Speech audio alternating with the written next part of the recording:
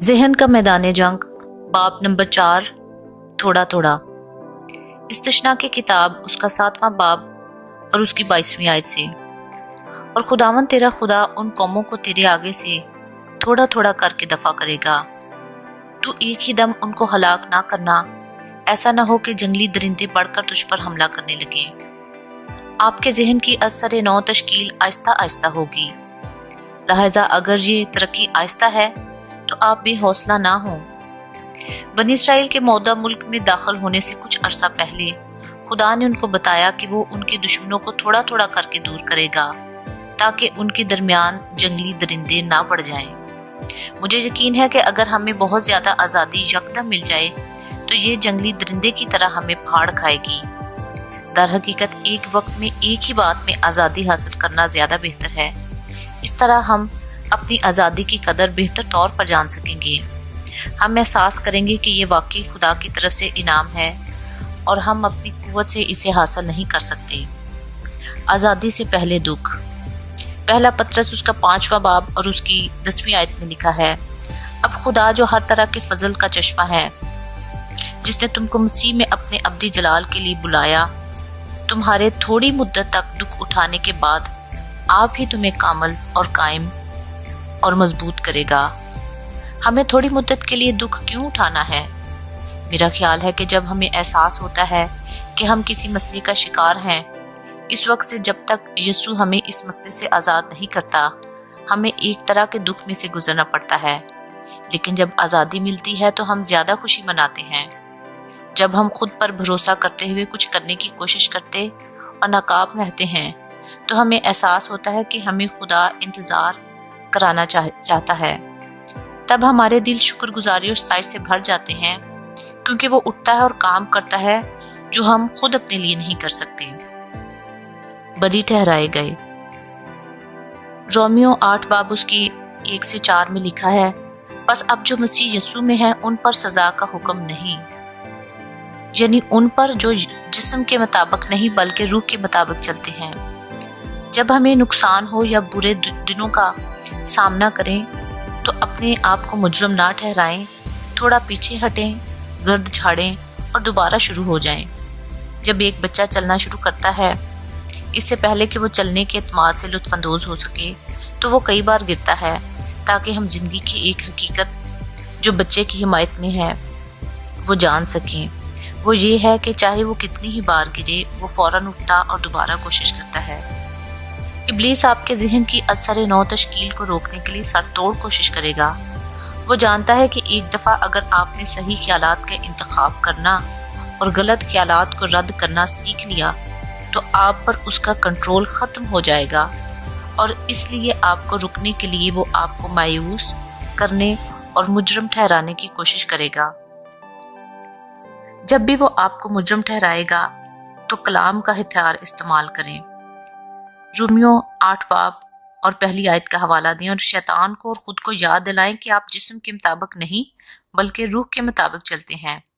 جسم کے مطابق چلنا خود پر بھروسہ کرنا ہے، جبکہ روح کے مطابق چلنا خدا پر بھروسہ اور انحصار کرنا ہے۔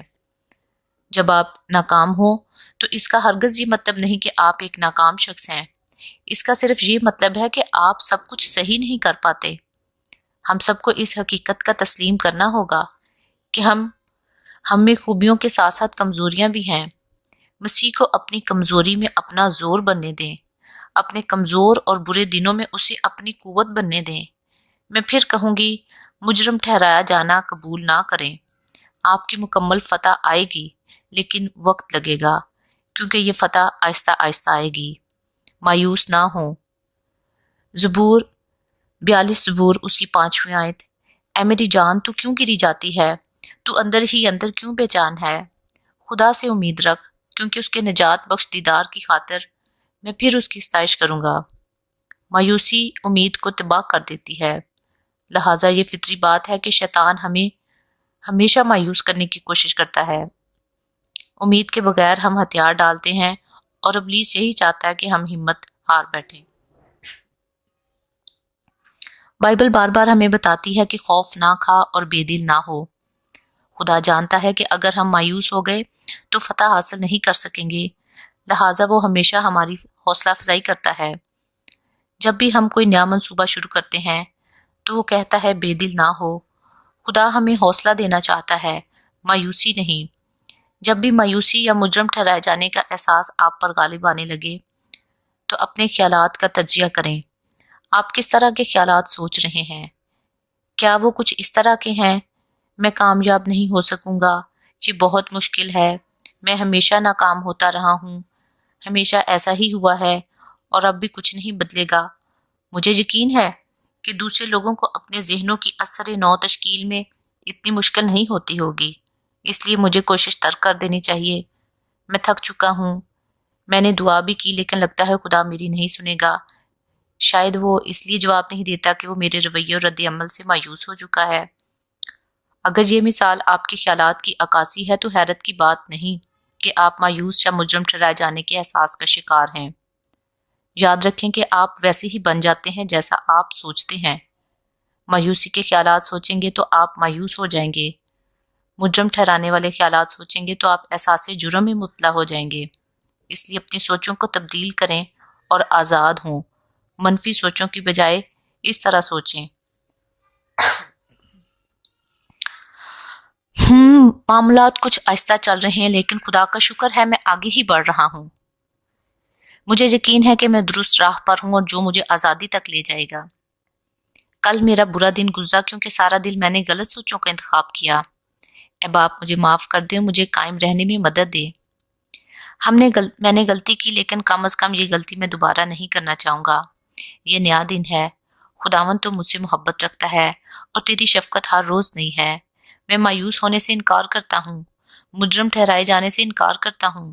اے باپ تیرا کلام بتاتا ہے کہ تو مجھے مجرم نہیں ٹھہراتا، تو نے یسوع کو بھیجا کہ میری خاطر موت سہے۔ میں ٹھیک ہو جاؤں گا، آج کا دن ایک اچھا دن ہوگا۔ مجھے اپنے درست خیالات کا انتخاب کرنے میں مدد دے۔ مجھے یقین ہے کہ آپ پہلے ہی اس طرح کے خوشکن، مثبت اور خدا کی طرح کے خیالات کی وجہ سے فتح محسوس کر رہے ہیں۔ ہم سب کچھ فوری طور پر چاہتے ہیں۔ صبر کا پھل ہمارے اندر پیدا ہوتا ہے لیکن اس کا اظہار بیرونی طور پر ہوتا ہے۔ بعض اوقات خدا ہمیں مکمل رہائی تک لانے میں وقت لیتا ہے۔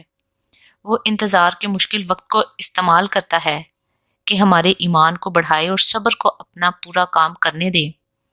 یعقوب پہلا باب اس کی 4 آیت میں لکھا ہے، خدا کا وقت بہترین اور کامل ہے، وہ کبھی تاخیر نہیں کرتا۔ سوچنے کے لیے ایک اور اچھا خیال یہ ہے، میں خدا پر ایمان رکھتا ہوں، مجھے یقین ہے کہ وہ مجھ میں کام کر رہا ہے، چاہے میں کیسا بھی محسوس کروں یا حالات چاہے کیسے بھی کیوں نہ آئیں۔ خدا نے مجھ میں ایک اچھا کام شروع کیا ہے اور وہ اسے تکمیل تک پہنچائے گا۔ اس طرح آپ اپنے کلام کے ہتھیار کو مؤثر طریقے سے استعمال کر کے قلعوں کو ڈھا سکتے ہیں۔ میں مشورہ دوں گی کہ نہ صرف آپ سوچ سمجھ کر درست خیالات کا انتخاب کریں بلکہ ایک قدم اور جاتے ہوئے انہیں اونچی آواز میں بول کر ان کا اقرار کریں۔ یاد رکھیں خدا آپ کو آزاد کر رہا ہے لیکن آہستہ آہستہ، لہٰذا مایوس نہ ہوں اور اگر غلطی کریں تو مجرم ٹھہرائے جانے کا احساس غالب نہ آنے دیں، اپنے ساتھ صبر سے پیش آئیں۔ آمین۔